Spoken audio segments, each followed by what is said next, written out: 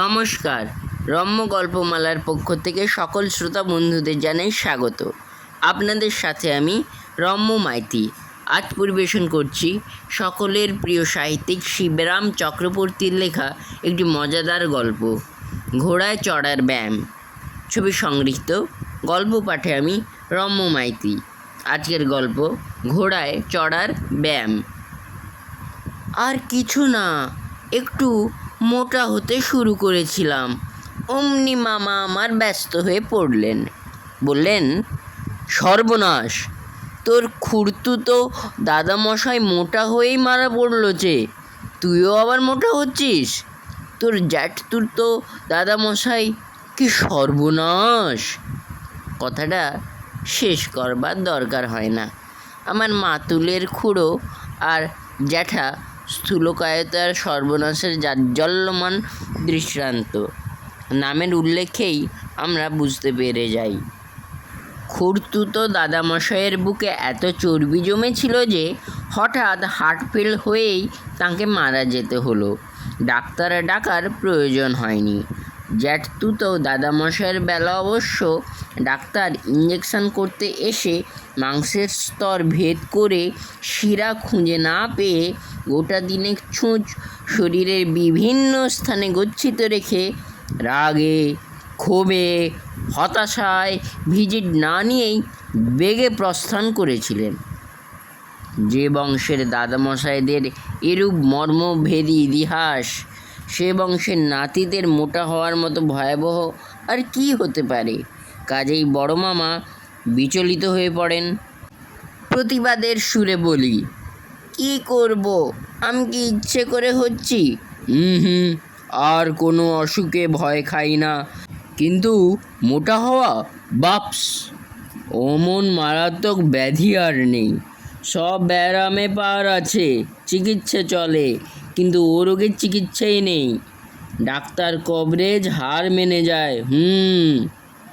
অগত্যা আমাকে চেঞ্জে পাঠিয়ে দেওয়া হয় রোগা হবার জন্য। গৌহাটিতে বড় মামা জানা একজন ভালো ডাক্তার থাকেন, সেখানেই যাই। তিনি আমাকে রোগা করার ভার নেন। প্রথমেই তাঁর প্রশ্ন হয়, ব্যায়াম ট্যায়াম করো? আগে দুবেলা হাঁটি, 2 মাইল, 1.5 মাইল, আধ মাইল পর্যন্ত, যেদিন যতটা পারি। রাস্তায় বেরুলেই হাঁটতে হয়। হ্যাঁ, হাঁটার একটা ব্যায়াম। ঘোড়ায় চড়ার অভ্যাস আছে? না তো। আবার সসংকোচে বলি, ঘোড়ায় চড়াই হলো গিয়ে ব্যায়াম, পুরুষ মানুষের ব্যায়াম, ব্যায়ামের মতো ব্যায়াম। একটা ঘোড়া কিনে ফেলে চড়তে শেখো, 2 দিন শুকিয়ে গিয়ে হাড় বেরিয়ে যাবে।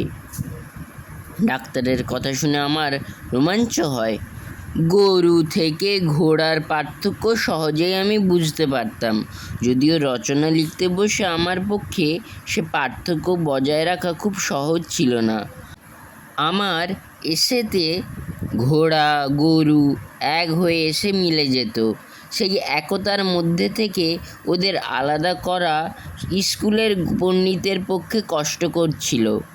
চতুষ্পদের দিক থেকে উভয়ে প্রায় এক জাতীয় হলেও বিপদের দিক থেকে বিবেচনা করলে ঘোড়ার স্থানই কিছু উঁচুতে হবে হয়তো। যাই হোক, গৌহাটির ডাক্তার হলেও গরুকে বাতিল করে ঘোড়াকেই তিনি প্রথমেই আসন দিতে চাইলেন, অবশ্য আমার নিচেই। আমিও ঘোড়ার উপরেই চড়ব এই স্থির সংকল্প করে ফেললাম। বাস্তবিক ঘোড়ায় চড়া সে কি দৃশ্য! সার্কাসে তো দেখেইছি, রাস্তাতেও মাঝে মাঝে চোখে পড়ে যায়। অম্বালায় থাকতে ছোটোবেলায় দেখেছি পাঞ্জাবিদের ঘোড়ায় চড়া। এখনও মনে পড়ে, পাগড়ি উঠছে, পারপেন্ডিকুলার থেকে ঈষৎ সামনে ঝুঁকে, সওয়ারের কেমন সহজ আর খাতির নাদারাত ভাব দাঁড়িয়েও উঠছে। সেই সঙ্গে যেন দুনিয়ার কোনো কিচ্ছুর ওপর কেয়ার মাত্র নেই। সমস্ত পথিককে শশব্যস্ত করে শহরের বুকের উপর দিয়ে বিদ্যুৎ বেগে ছুটে যাওয়া। পর মুহূর্তে তুমি দেখবে কেবল ধুলোর ঝড়, আর কিছু দেখতে পাবে না। হ্যাঁ, ঘোড়ায় আমায় চড়তে হবেই, ঠিক তেমন করেই। তা না হলে বেঁচে থেকে লাভ নেই, মোটা হয়ে তো নেই। আশ্চর্য যোগাযোগ! ডাক্তারের প্রেসক্রিপশনের পর বিকেলের দিকে বেড়াতে বেরিয়েছি। দেখি সদর রাস্তায় নিলামে ডেকে ঘোড়া বিক্রি হচ্ছে। বেশ নাদুস নুদুস কালো কালো একটি ঘোড়া পছন্দ করে সহচর করবার মতোই। 22 টাকা, 22 টাকায় যাচ্ছে, 1, 2, 23। রুদ্ধ নিঃশ্বাসে আমি হাঁকি। 24। ভিড়ের ভেতর থেকে একজন যেন আমার কথারই জবাব দেয়। 24 টাকা। নিলামওয়ালা ডাকতে থাকে। ঘোড়া, জিন, লাগাম, মায়ের চাবুক সব সমেত মাত্র 24-এ যাচ্ছে। গেল গেল। 1, 2 বলে ফেলে একবারে 27, 28। ভিড়ের ভেতর থেকে আবার কোন হতভাগার বাধা। আমার পাশে একজন লোক আমাকে আড়ালে ডেকে নিয়ে যায়। আমি ঘোড়া চিনি। সে বলে, অদ্ভুত ঘোড়া মশাই, এত সস্তায় যাচ্ছে, আশ্চর্য। ওর জিনের দাম 28 টাকা। বলেন কি? আমার চোখ বড় হয়ে ওঠে। তাহলে আরও উঠতে পারি নিশ্চয়ই। ভাবছেন বুঝি দেশি ঘোড়া? মোটেই তা নয়, আসল ভুটানি টাট্টু। ভুটানি বলতে কি বোঝায় তার কোনো পরিচয়ই আমার জানা ছিল না, কিন্তু ভদ্রলোকের কথার ভঙ্গিতে এটা বেশ বুঝতে পারলাম যে এ হেন একটা জানোয়ারের মালিক না হতে পারলে জীবনই বৃথা। অকুত ভয়ে হাঁক দিই, 33। চোৎ! আমার পাশের এক ব্যক্তি ডাকার উদ্যম করে। উৎসাহের সূত্রপাতে ওকেই আমি থামিয়ে দিই। 37। তারপর আমি হন্যে হয়ে উঠি। দিই 39, 43, 47, 49। পরপর এতগুলো ডাক আমি একাই ডেকে যাই। 49-এ গিয়ে ক্ষান্ত হই। 49, 49। এমন খাসা ঘোড়া 49-এ যায়। গেল বলে গেল। 1, 2। তারপরে আর কেউ ডাকে না। আমার প্রতিদ্বন্দ্বীরা নিরস্ত হয়ে পড়েছে তখন। 1, 2, 3। নগদ 49 টাকা গুনে দিয়ে ঘোড়া দখল করে পুলকিত চিত্তে বাড়ি ফিরি। সেই পার্শ্ববর্তী অশ্ব সমাজদার ভদ্রলোক আমার এক উপকার করেন। একটা ভাড়াটে আস্তাবলে ঘোড়া রাখবার ব্যবস্থা করে দেন। তারাই ঘোড়ার খোরপোশের সেবা শুশ্রূষার যাবতীয় ভার নেবেন। সময়ে অসময়ে এক চড়া ছাড়া আর কোনো হাঙ্গামাই আমাকে পোহাতে হবে না। অবশ্য কিছু দক্ষিণা দিতে হবে ওদের। ভদ্রলোককে সন্দেশের দোকানে নিমন্ত্রণ করে ফেলি তক্ষুনি। পরদিন প্রাতঃকালে আমার অশ্বারোহণের পালা। ভাড়াটে সহিসরা ঘোড়াটাকে নিয়ে আসে। জন কতক ধরেছে ওর মুখের দিকে, আর জন কতক ওর লেজের দিকে। মুখের দিকের যারা, তারা লাগাম, ঘোড়ার কান, ঘাড়ের চুল অনেক কিছুর সুযোগ পেয়েছে, কিন্তু লেজের দিকে লেজটাই একমাত্র সম্বল। ও ছাড়া আর ধর্তব্য কিছু নেই। আমি বিস্মিত হই, কিন্তু বিস্ময় প্রকাশ করি না, পাছে আনাড়ি ভাবে। ঘোড়া আনার এই নিয়ম হয়তো কে জানে। সেই ডাক্তার ভদ্রলোক বাড়ির সামনে দিয়েই সেই সময় যাচ্ছিলেন। আমাকে দেখে থামেন। এই যে একটা ঘোড়া বাগিয়েছ দেখছি, বেশ বেশ, কিনলে বুঝি? কতই? 49-এ? বাহ, সস্তাই তো, দিব্যি ঘোড়া, খাসা। বাহ! ঘোড়ার পিঠ চাপড়ে নিজের প্রেসক্রিপশনকেই রেকমেন্ড করেন। হ্যাঁ, হাঁটা ছাড়ো। হাঁটা ব্যায়াম নাকি আবার? মানুষে হাঁটে, ঘোড়ায় চড়তে শেখো। অমন ব্যায়াম আছে আর? 2 দিনে চেহারা ফিরে যাবে। এত কাইল হয়ে পড়বে যে তোমার মামারাই তোমাকে চিনতে পারবেন না। তার রুগী দেখার তাগাদা অপেক্ষা করার অবসর নেই। ঘাড় নেড়ে আমাকে উৎসাহ দিয়েই তিনি চলে যান। দর্শকদের মধ্যে তাকে গণনা না করে আমার ব্যায়াম পর্ব শুরু হয়। সহিসরা বেশ কষে তাকে ধরে থাকে। আমি আস্তে আস্তে তার পিঠের উপর উঠে বসি। বেশ জুত হয়েই বসি, শ্রীযুত হয়। কিন্তু যেমনি না তাদের ছেড়ে দেওয়া, ঘোড়াটা চারটে পা একসঙ্গে জোড়ো করে পিঠটা দুমড়ে বেখারির মতো বেঁকিয়ে আনে এবং হঠাৎ করে কি পিঠটা একটু নামিয়েই না উপরের দিকে এক দারুণ ঝাড়া দেয়, ধনুকে টঙ্কার দেওয়া যেন। সেই এক ঝাড়াতেই আমি একেবারে স্বর্গে। ঘোড়ার পিঠ ছাড়িয়ে প্রায় 4-5 হাত উঁচুতে আকাশের বায়ুস্তরে বিরাজমান। শূন্য মার্গে চলাচল আমার মতো স্থূলজীবের পক্ষে সম্ভব নয় বেশিক্ষণ, সুতরাং আমাকে নামতে হয় ঘোড়ার পিঠেই, এবং সেই মুহূর্তেই আবার যথাস্থানে আমি প্রেরিত হই। কিন্তু পুনরায় আমার অধঃপতন, আবার জিনের মাথায়, আবার আকস্মিক উন্নতি। এবার নেমে আসি ঘোড়ার ঘাড়ের ওপর, আবার আমাকে উপরে ছুঁড়ে দেয়। এবার যেখানে আমি সেখানে ঘোড়ার চিহ্ন মাত্রই নেই। অশ্ববর আমার 2.5 হাত পেছনে দুপায়ে ভর দিয়ে দাঁড়িয়ে রয়েছেন তখন, আমাকে লুফে নেওয়ার জন্যেই কিনা কে জানে। ঘোড়ার মতলব মনে মনেই আমি টের পাই। ধরবার আগেই আমি শুয়ে পড়ি। জানোয়ারটা ততক্ষণে আমাকে ফেলে গৌহাটি পথ দিয়ে টেলিগ্রামের মতো ছুটে চলেছে। আমি আস্তে আস্তে উঠে বসি। দীর্ঘ নিঃশ্বাস ফেলি। ঘোড়ায় চড়ার বিলাসিতা পোষালো না আমার। একটা হাত কপালে রাখি, আর একটা তলবেটে। মানুষের হাতের সংখ্যা যে প্রয়োজনের পক্ষে পর্যাপ্ত নয়, এ কথা এর আগে এমন করে আমার ধারণাই হয়নি কখনো। কারণ তখন আরও কয়েকটা হাতের বিলক্ষণ অভাব অনুভব করি। ঘাড়ে, পিঠে, কোমরে, পাঁজরায় এবং শরীরের আরও নানা স্থানে হাত বুলোবার দরকার বোধ করছিলাম। কেবল যে বেহাত হয়েছে তা নয়, বিপদ আরও উঠতে গিয়েই সেটা টের পাই।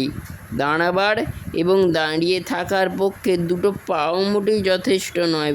তখন বুঝি সহিসরা ধরে বেঁধে দাঁড় করিয়ে দেয়, কিন্তু যেমনি না ছাড়ে অমনি আমি শটান। তখন সবাই মিলে সহানুভূতি পরবশ হয়ে ধরাধরি করে আমায় বাড়ি পৌঁছে দেয়। বলা বাহুল্য, এ ব্যাপারেও আমার নিজের হাত পা নিজের কোনো কাজেই লাগে না, একে ওদের হ্যান্ডেল হওয়া ছাড়া। তারপরে প্রায় 1 মাস আমি শয্যাগত। সবাই বলে ডাক্তার দেখাতে, কিন্তু ডাক্তার ডাকার সাহস হয় না আমার। আমার মামার বন্ধু, তিনিই তো এই অবস্থাতেই আবার ঘোড়ায় চড়ার ব্যবস্থা দিয়ে বসবেন কিনা কে জানে। অশ্ব চিকিৎসা ছাড়া আর কিছু তো জানা নেই তাঁর। সেই পলাতক ভুটানি টাট্টুকে যদি খুঁজে নাও আর পাওয়া যায়, একটা নেপালি গাঁটটা জোগাড় করে আনতে কতক্ষণ? ডাক্তার না, মাতৃপুরুষক্রমে ও আমাদের ধাতে সয় না। বিছানা ছেড়ে যেদিন প্রথম বেরোতে পারলাম, সেদিন হোটেলের বড় আয়নায় নিজের চেহারা দেখে চমকে গেলাম। এতটা কাহিল হয়ে পড়েছি দেখে নিজেকেই চেনা যায় না যে। মুখের দিকে তাকাতে ইচ্ছা করে না। বিকৃত বদনে বাইরে বেরিয়ে আসি। রাস্তায় পা দিয়েই আস্তাবলের বড় সহিসের সঙ্গে সাক্ষাৎ। হুজুর, আপনার কাছে আমাদের কিছু পাওনা আছে। পাওনা? আবার আমাকে চমকাতে হয়। পাওনা কিসের? আগে সে ঘোড়ার দরুন। কেন? তার দাম তো চুকিয়ে দিয়েছি। হ্যাঁ, চাবুকের দরুন কআনা পাবে বটে তোমরা। তা চাবুক তো আমার কাজে লাগেনি, ব্যবহারই করতে হয়নি আমার। ও কআনাও দিতেই হবে? আগে কেবল কআনাই নয় তো, 72 টাকা 12.5 আনা মোট। এই দেখুন বিল। 72 টাকা 12.5 আনা? আমার চোখ কপালে ওঠে। কেন, আমার অপরাধ? আগে আপনার ঘোড়ায় খেয়েছে এই 1 মাসে 22.5 টাকার ছোলা, 5.25 টাকার ঘাস। আমি বাধা দিয়ে বলি, কেন? সে তো পালিয়ে গেছে। আপনার ঘোড়া? মোটেই না, খাবার সময় ফিরে এসেছিল, আর তারপর থেকে ঠিক রয়েছে। সেই ছোট সহিসকে হুকুম দেয়, নিয়ে আয় তো ভুটানি টাট্টুকে হুজুরের সামনে। বলতে বলতে সহিসটা ঘোড়াকে এনে হাজির করে। ঘোড়াটা যে ভালো খেয়েছে দিয়েছে তাতে বললেই, বেশ একটু মোটাসোটাই বলে আমার মনে হলো। আমরা তো তবু ওকে কম খেতে দিয়েছি, দিতে পারলে ওর ডবল 4 গুণ 8 গুণ খেতে পারতো, কিন্তু সাহস করে খাওয়াতে পারিনি আমরা। বেঁচে উঠবেন কি না ঠিক ছিল না তো। এর আগে সহিসটা হঠাৎ থেমে যায়, আর কিছু বলতে চায় না। পরবর্তী বাক্যটি প্রকাশ করার জন্য আমি পিড়িপিড়ি করি। ছোট সহিসটা বলে ফেলে, ওতে চেপে এর আগে আর কেউ বাঁচেনি। বড় সহিসটা বলে, এই তো ঘাস আর ছোলাতেই গেল 5.25 আর 22.5, একুনে 27 টাকা 12 আনা। ভুট্টা খেয়েছে 10 টাকার। ভুট্টানি টাট্টু কিনা, ভুট্টা ছাড়া ওদের চলে না। এই গেল 37 টাকা 12 আনা। বিল এনেছো? আমার ছাল ছাড়িয়ে নিয়ে যাও, মনে মনে বলি। এবার ছোট সহিসটা শুরু করে, তারপর ঘোড়ার বাড়ি ভাড়া বাবদে গেল 10 টাকা। ঘোড়ার জন্য বাড়ি? আমি অবাক হয়ে যাই। আগে একটা বাড়ি নিয়ে একটা ঘোড়া করবেই বা কি? ওদের তো খাবার ঘর কি শোবার ঘর, বৈঠকখানে কি পায়খানা আলাদা লাগে না?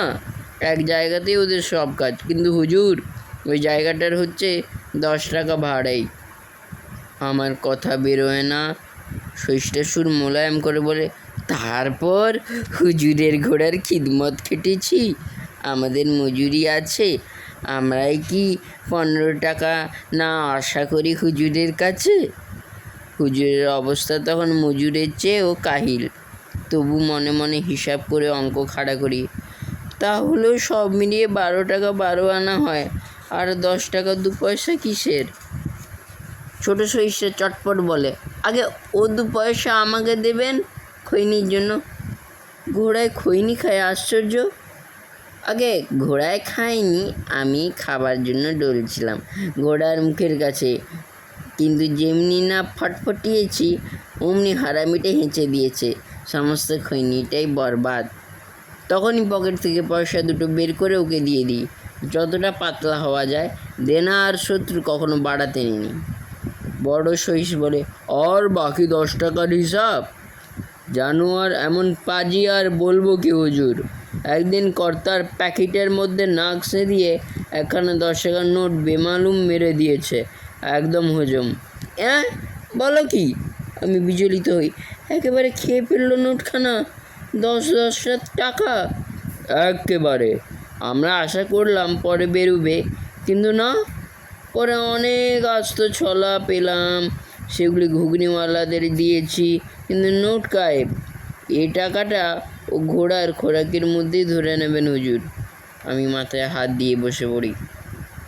সহিসটা আশ্বাস দেয়, চাবুকের দামটি তো ধরা হয়নি হুজুর। যদি আর্জি করেন তাহলে ওটার কয় আনা জুড়ে পুরো 73 টাকাই দিয়ে দেবেন, আর আমাদের দুজনকেই 2 টাকা। বিনয়ের বাড়াবাড়িতে জড়ীভূত হয়ে পড়েছে। আপনাদের মতো আমির লোকের কাছেই তো আমাদের বকশিসের আশা হুজুর। প্রায় সর্বশান্ত হয়ে সহিস বিদায় করি। আমার দেওয়া যা উপসংহার থাকে তার থেকে হোটেলের দেনা চুকিয়ে হয়তো মালগাড়িতে বামাল হয়ে বাড়ি ফিরতে হবে। যাই হোক, ঘোড়াকে আর রাস্তা বলে ফিরিয়ে নিতে দিই না, সামনে একটা খুঁটোয় বেঁধে রাখতে বলি। রাস্তাই আমাদের ঘোড়ার আস্তাবল এখন থেকে। সেই উপকারী ভদ্রলোককে সহিসদের ডেকে বলি, যিনি কেবল ঘোড়া চিনিয়ে নিরস্ত হননি, আস্তাবলও চিনিয়েছিলেন। সেই ভদ্রলোককে ঘোড়াটা উপহার দিয়ে তার উপকারের ঋণ শোধ করব। অভিলাষ প্রকাশ করতেই বড় সহিসটা বলে, ওকে আর কি দেবেন হুজুর, ওর ভগ্নিপতির তো ঘোড়া। আমার দম ফেলতে দেরি হয়। সেই নিলামওয়ালা ওর ভগ্নিপতি? সে ধাক্কা সামলাতেই ছোটটা যোগ করে, আর ওরই তো আস্তাবল। আমি আর কিছু বলি না, কেবল এই সংকল্প স্থির করি, যদি আমি গৌহাটিতে থাকতেই সেই উপকারী ভদ্রলোকটি মারা যান, তাহলে আমার যাবতীয় কাজকর্ম গল্পের বই পড়া, বায়োস্কোপ দেখা এবং আর যা কিছু সব স্থগিত রেখে ওর সব যাত্রায় যোগ দেব। সব আমোদ প্রমোদ ফেলে প্রথমে ওই কাজ। সহিসরা চলে যায়। আমি ঘোড়ার দিকে তাকাই আর মাথা খামাই। কি ক্ষতি করবো ওর, কিংবা ওই আমার কি ক্ষতি করে? এমন সময় ডাক্তারের আবির্ভাব হয় সেই পথে। আমাকে দেখে একগাল হেসে নিয়ে তিনি এগিয়ে আসেন। এই যে, বেশ জীর্ণ শীর্ণ হয়ে এসেছো, 1 মাসেই, দেখলে তো? তখনই বলেছিলাম ঘোড়ায় চড়ার মতো ব্যায়াম আছে আর? পায়ে হেঁটে কি এত হালকা হতে পারতে? আরও মুটিয়ে যেতে বরং। যাক, খুশি হলাম তোমার চেহারা দেখে। বাড়ি ফিরে মামাকে বলো মোটা রকম ভিজিট পাঠিয়ে দিতে। মামা কেন, আমি দিয়ে যাচ্ছি। আমি সবিনয়ে বলি, এই ঘোড়াটাই আপনার ভিজিট। খুশি হলাম, আরও খুশি হলাম। ডাক্তারবাবু সত্যি পুলকিত হয়ে ওঠেন। তাহলে এবার থেকে আমার রুগী দেখার ভালোই হলো। ডাক্তারবাবু লাফিয়ে চাপেন ঘোড়ার পিঠে। ওঠার কায়দা দেখেই বুঝতে পারি এককালে ওই বদভ্যাস ওর দস্তর মতোই ছিল, কিন্তু পর মুহূর্তেই তাকে আর দেখতে পাই না। বিকালে হোটেলের সামনেই আস্তে আস্তে পায়চারি করছি, তখন দেখি তিনি মুহ্যমানের মতো ফিরছেন, শটান হেঁটেই। আপনার ঘোড়া কী হলো? ভয়ে ভয়ে প্রশ্ন করি। আমার দিকে বিরক্তিপূর্ণ দৃক্পাত করেন তিনি।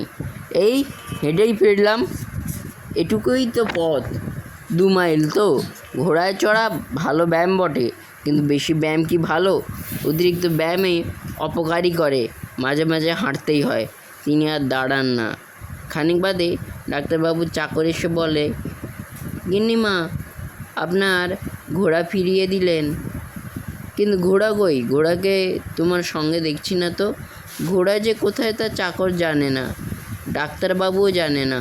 তবে তার কাছ থেকে যা জানা গেছে তা জেনেই কর্তার অজ্ঞাতসারে গিন্নি এই মোটা ভিজিট প্রত্যার্পণ করতে বিলম্ব করা সমীচীন মনে করছেন না। কর্তৃপক্ষের কাছ থেকে গিন্নি যা জেনেছেন তা আমি কর্মবাচ্যের কাছ থেকে জানবার চেষ্টা করি।